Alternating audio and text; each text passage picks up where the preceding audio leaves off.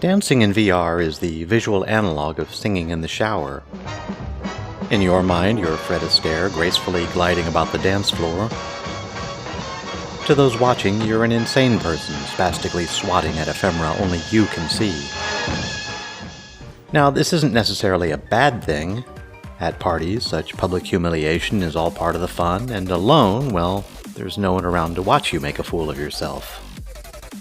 In my previous video, I talked about Box VR, another rhythm music title that I use as part of my nightly exercise routine, and while Synth Riders is also a rhythm music title, its feel is completely different.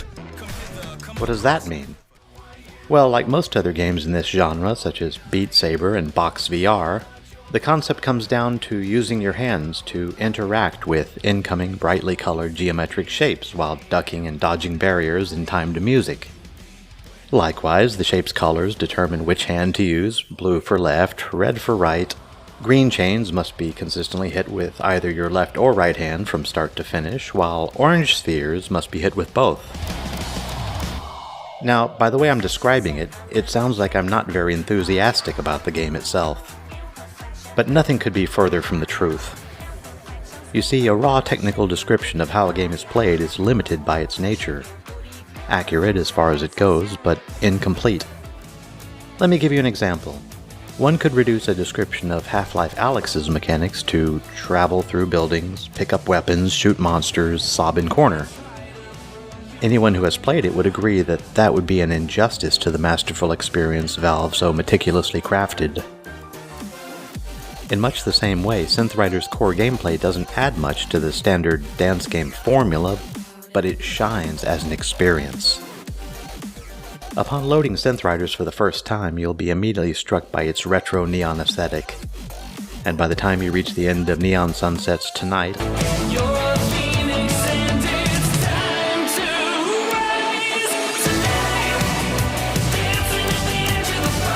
a spot-on 80s pastiche, you'll be drawn in, or depending on your age, taken back.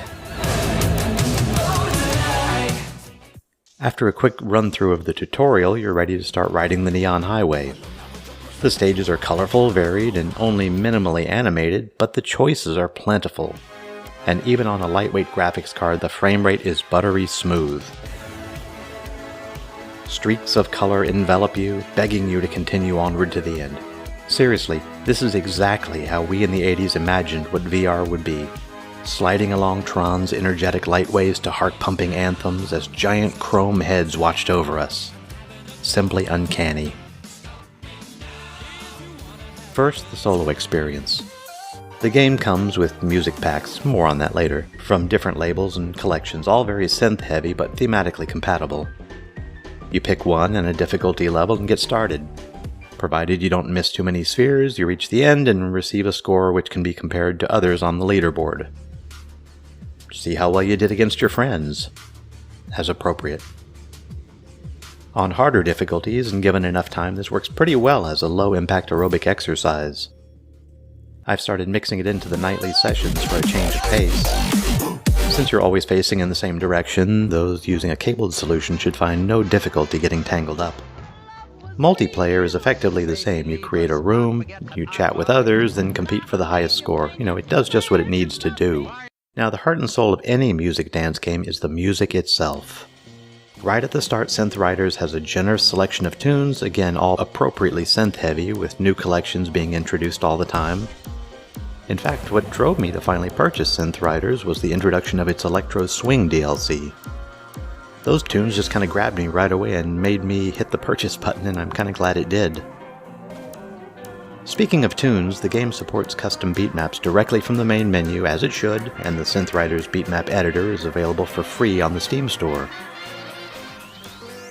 The game also supports custom stages and avatars.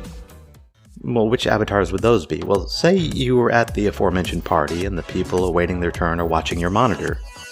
Now, instead of the standard view most VR games show, a mirror of what you see in your headset, Synth Riders lets you pick your own view from a variety of first and third person perspectives. When the observer is in third person, your avatar appears. The avatars can track hands, chest, and feet if you have the equipment for it, and it's pretty spiffy and makes for great footage, and entertains spectator or a fantastic attract mode if you run a VR arcade. The thing I hope you take away is that while Synth Riders won't wow anyone with its play mechanics, it really doesn't have to, because it will captivate you by its very presentation and well-crafted experience. So if you're into the dance game genre or a fan of the 80s and early 90s aesthetic, you'll love it. This homage is a love letter to the flash of colorful lights and the joyful abandon of music wrapped in tight gameplay, great tunes, and energetic, captivating design. Synth Riders was developed and published by Kluga Interactive. Well, as an old-school developer, I'm not going to pronounce it Kluge out of respect. You can find it on the Steam and Oculus stores for between $16.99 and $19.99, and at either price, the sheer play value and the amount of content makes it worth your while, even more so when it's on sale. So that's our review of Synth Riders. If you played it, what was your experience? Please leave a comment below and let us know. Also, feel free to add any questions or suggestions you might have. And if you enjoyed this video, please consider liking it and subscribing. It would be greatly appreciated and really helps a lot. Thanks for watching.